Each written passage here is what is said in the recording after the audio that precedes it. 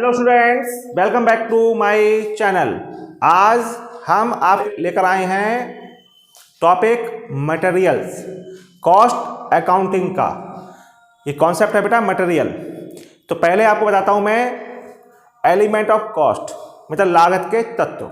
लागत तत्व कितने होते हैं बेटा? 3 होते हैं। पहला मटेरियल होता है, दूसरा लेबर होता है और तीसरा होता है बेटा एक्सपेंसेस। क्लियर? तो याद रखिए एलिमेंट ऑफ कॉस्ट कितने होते हैं? 3 होते हैं। तो इसमें मैं आपको सिखा रहा हूं आज मटेरियल। ठीक है बेटा, मटेरियल में आपको सिखाऊंगा topic determination of stock level, स्कंद स्तरों का निर्धारण, कि हम जो हमारे जो स्टॉक के लेवल होते हैं उनको हम कैसे मापेंगे। ठीक है, कि हमारे जो लेवल हैं स्टॉक के वो कितने होने चाहिए। तो ये हमारे कौन कौन से हैं इसमें बेटा? पहले आप निकालेंगे, सबसे पहले री ऑर्डर लेवल निकालेंगे, फिर मिनिमम स्टॉक लेवल निकालेंगे, फिर मैक्सिमम स्टॉक लेवल निकालेंगे, फिर एवरेज स्टॉक लेवल, फिर डेंजर लेवल। ये लेवल हैं आपके। तो मैं आपको सिखाता हूं, देखिएगा करके।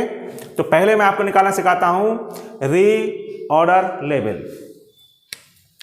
तो देखिए पहला है बेटा री ऑर्डर लेवल। इसका फॉर्मूला याद करिए बेटा। री ऑर्डर लेवल में क्या आता है? ट्रिक याद रखिए। री ऑर्डर लेवल में हमेशा मैक्सिमम आता है। तो लिखेंगे हम maximum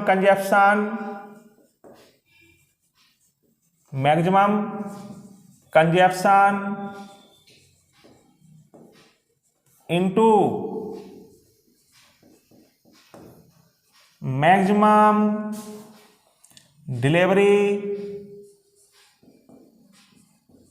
period. Maximum delivery period. तो री ऑर्डर लेवल का फॉर्मूला क्या होगा बेटा? Maximum consumption into maximum delivery period. इसका बेटा एक अल्टरनेटिव फॉर्मूला होता है। क्या होता है बेटा? अल्टरनेटिव फॉर्मूला याद रखिए। Alternative formula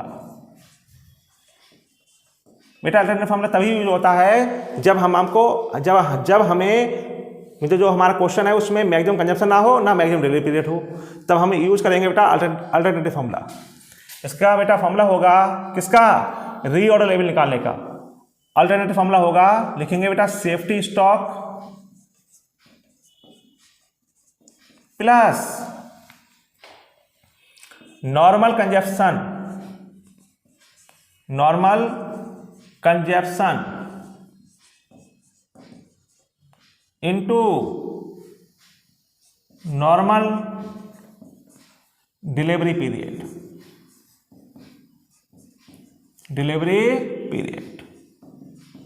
clear? अब नोट में थोड़ा याद रखना बेटा, जो हमारा जो डिलीवरी पीरियड है उसका दूसरा नाम क्या है? इसे बोलते हैं बेटा, दूसरा नाम इसका री ऑर्डर पीरियड भी है। री ऑर्डर पीरियड भी कहते हैं। ठीक है बेटा, तो डिलीवरी पीरियड का दूसरा नाम री ऑर्डर पीरियड भी है। कंजप्शन को हिंदी में बोलते हैं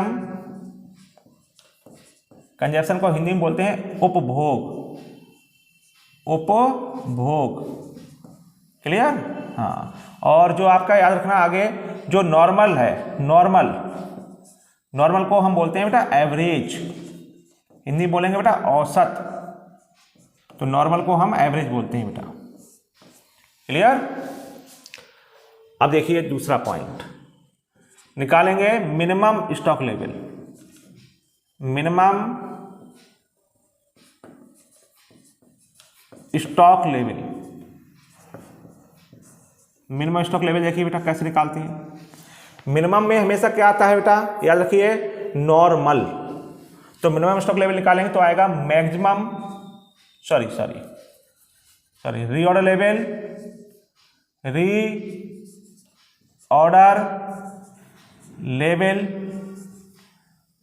प्लस री ऑर्डर लेवल माइनस, देखिए start normal consumption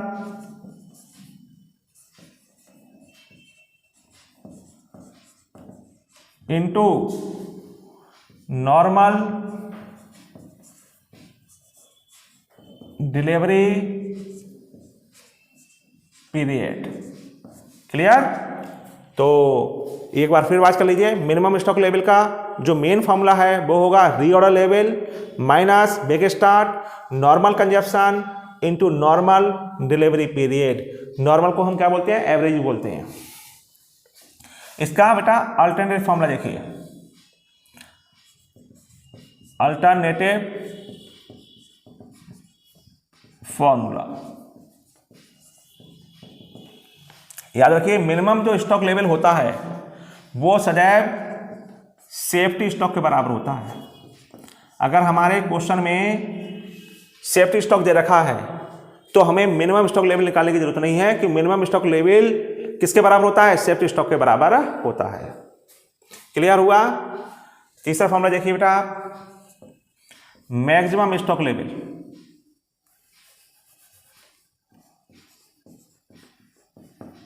maximum stock level, तो जो मैक्सिमम स्टॉक लेवल होता है हमारा वो होगा री ऑर्डर लेवल प्लस री order quantity minus big start minimum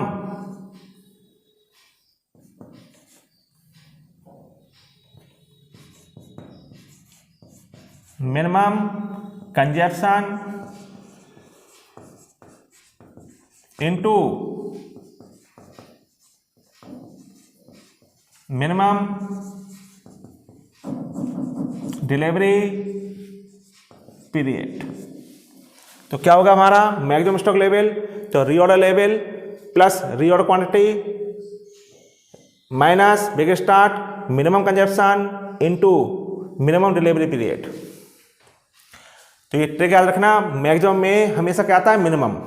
और ये बेटा रीऑर्डर क्वांटिटी है, ये किसके बराबर होती है मालूम है? ये रीऑर्डर क्वांटिटी का दूसरा नाम, रीऑर्डर क्वांटिटी जो होती है वो हमारी इकोनॉमिक ऑर्डर क्वांटिटी कहलाती है। ठीक है, तो इसे हम रीऑर्डर क्वांटिटी को हम इकोनॉमिक ऑर्डर क्वांटिटी कहते हैं, EOQ। अब इसका देखिए अल्टरनेटिव फॉर्मूला देखिए, अल्टरनेटिव फॉर्मूला। अल्टरनेटिव फॉर्मूला क्या होगा इसका?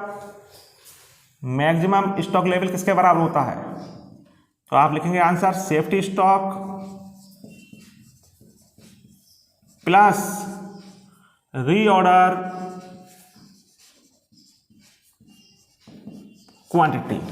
तो हम इसका अगर क्वेश्चन में अगर हमारा minimum consumption minimum delivery period ये सूचना ना हो तो हम लगाएंगे बेटा अल्टरनेटिव फॉर्मूला। तो इसका फॉर्मूला होगा safety stock plus reorder quantity. Clear? तो आपके 3 फॉर्मूले समझ में आ गए। अब चौथा देखिए, average stock average stock level, average stock का लेवल। एवरेज स्टॉक लेवल का फॉर्मूला होगा minimum stock level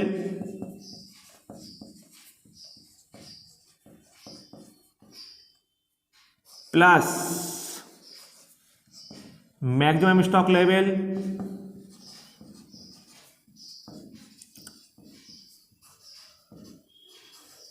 upon 2। Clear? तो एवरेज स्टॉक लेवल का फॉर्मूला क्या होगा? Minimum stock level plus maximum stock level upon 2। अब इसका अल्टरनेटिव फॉर्मूला याद करिए। अल्टरनेटिव फॉर्मूला क्या होता है?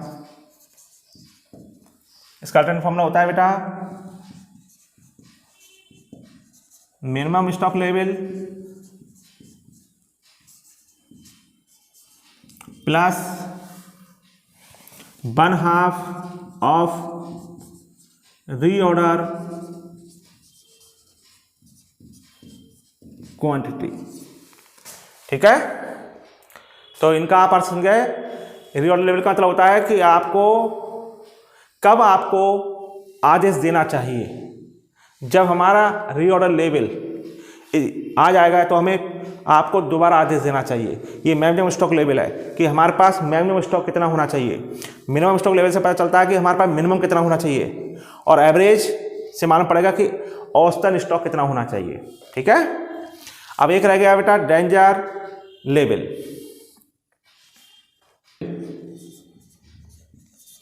डेंजर लेवल, ठीक है बेटा, इसका फॉर्मूला होता है, फॉर्मूला देखिए बेटा, average consumption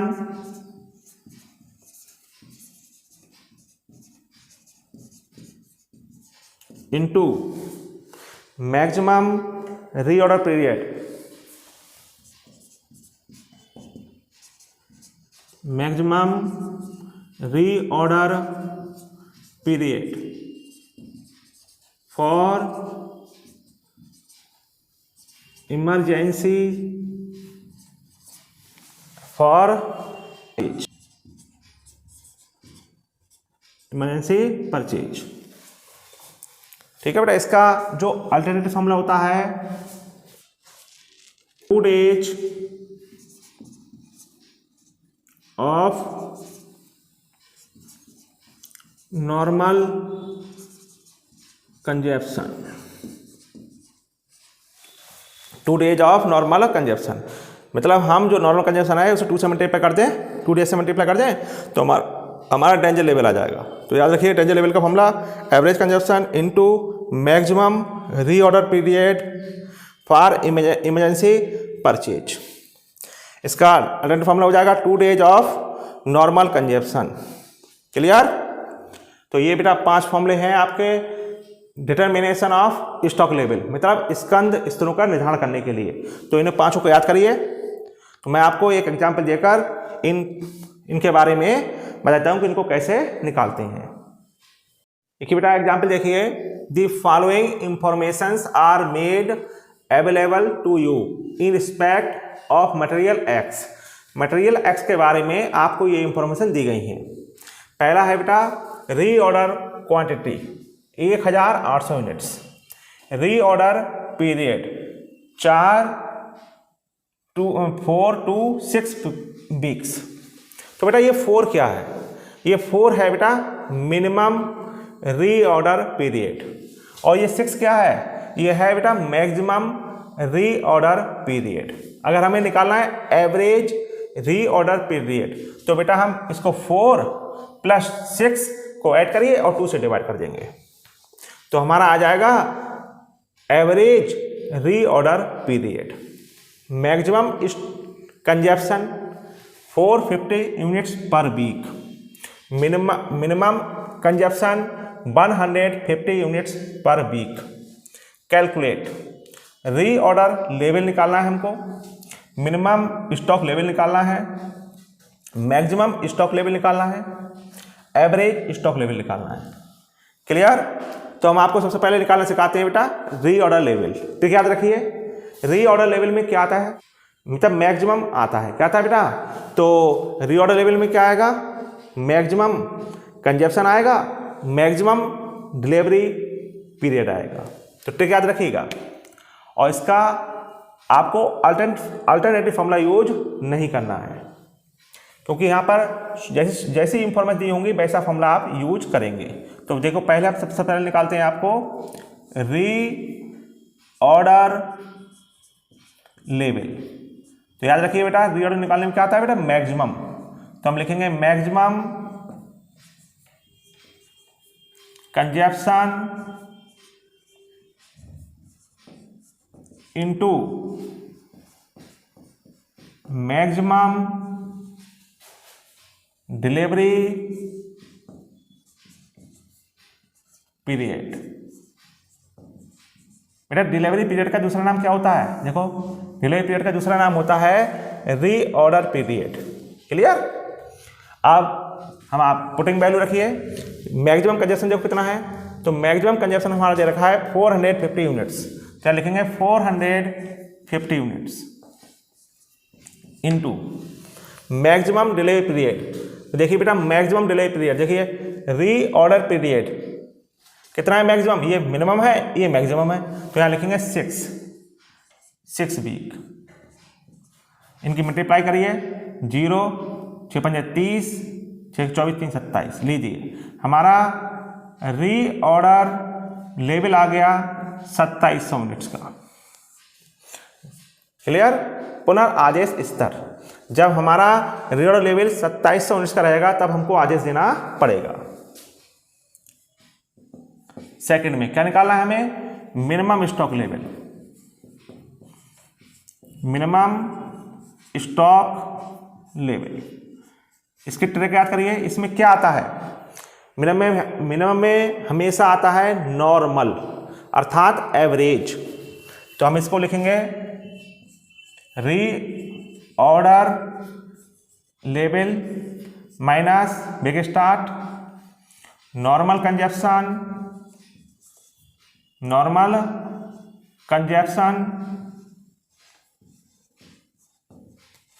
into normal delivery period. Question में देखिए बेटा, क्वेश्चन में तो नॉर्मल कंजप्शन था ही नहीं, तो हमें निकालना पड़ेगा। तो हम निकालेंगे बेटा, नोट में निकालेंगे बेटा नॉर्मल कंजप्शन। कैसे निकालेंगे देखिएगा आप लोग, लिखेंगे maximum consumption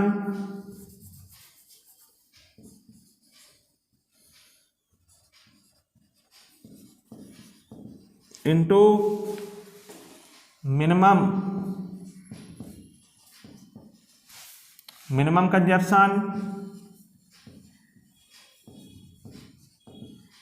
upon 2।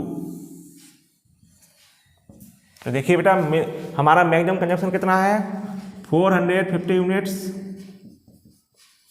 Into minimum consumption कितना है 150 यूनिट्स अपॉन 2।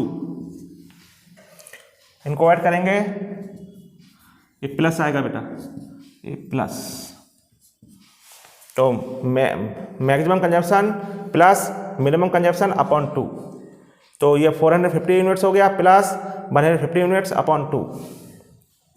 इनको ऐड करिए, प्लस 0 10 6, तो इसे डिवाइड करेंगे आएगा 300 यूनिट्स। तो हमारा ये आ गया नॉर्मल कंजप्शन। एक बार फिर रिवाइज कर देता हूँ, नॉर्मल कंजप्शन निकालने का फॉर्मूला क्या होगा, maximum consumption plus minimum consumption upon 2। तो मैक्सिमम कंजप्शन हमारा कितना है बेटा 450 यूनिट्स, मिनिमम कंजप्शन हमारा है 150 यूनिट्स। इनको ऐड करेंगे और 2 से डिवाइड कर दिया, आगे हमारा 300 यूनिट्स। नॉर्मल डिलीवरी पीरियड, देखो ये भी निकालना सिखाएं आपको। नॉर्मल डिलीवरी पीरियड, इसका मैंने आपको बताया था, इसका दूसरा नाम भी होता है रीऑर्डर पीरियड। क्या होता है, री ऑर्डर पीरियड। तो निकालेंगे इसको, कैसे निकालेंगे बेटा, नॉर्मल डिलीवरी पीरियड कैसे निकालेंगे। ये बेटा मिनिमम है, मिनिमम रीऑर्डर पीरियड है, ये मैक्सिमम रीऑर्डर पीरियड है। इसको जोड़ेंगे, इन दोनों को जो ऐड करेंगे और 2 से डिवाइड कर देंगे, तो कितना 10 का आधा 5, तो ये आएगा बेटा 5 वीक्स। लीजिए ये आपका आ गया नॉर्मल डिलीवरी पीरियड, या बोल सकते हैं average delivery period. Putting value, reorder level कितना है हमारा 2700 units minus big start normal consumption. देखिए कितना है नॉर्मल, अभी निकाला था हमने 300 units into normal delivery period हमारा 5 वीक्स। तो ये वगैरह हो गया 2700 units minus 5 15 1500 units is equal to, इसमें माइनस करिए 2 1 बेटा 1200 यूनिट्स। तो हमारा आ गया मिनिमम स्टॉक लेवल आ गया 1200 यूनिट्स। थर्ड में देखिए बेटा निकालना है हमको maximum stock level. Third point maximum stock level.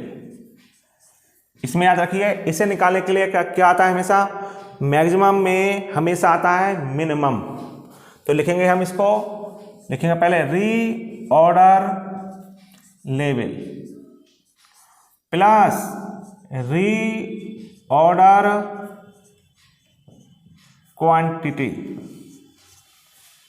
Minus make start क्या आएगा इसमें मिनिमम। लिखेंगे बेटा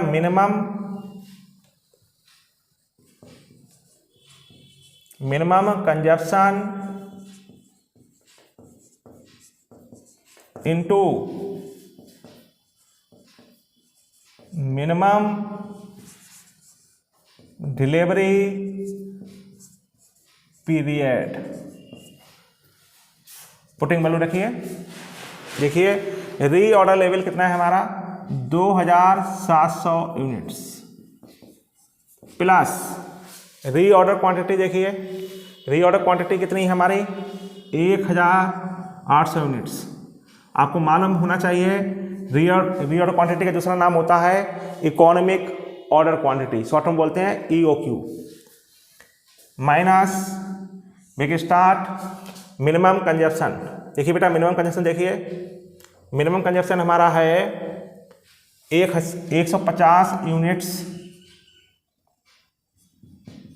पर week into minimum delivery period कितना है, देखिए हमारा 4 वीक्स। इनको पहले ऐड कर लीजिए 0 0 7 8 15 3 4, ये हो गया बेटा 4500 यूनिट्स हो गए। माइनस 150 की 4 से मल्टीप्लाई करिए 50 चौका 60 600 यूनिट्स हो गए। 4500 के 600 घटाइए 50 के 9 और 3900 यूनिट्स हो गए बेटा।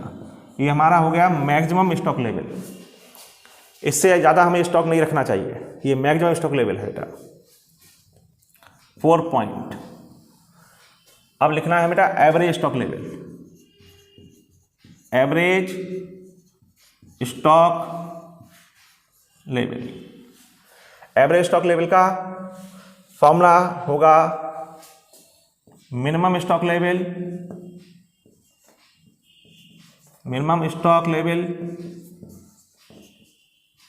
प्लस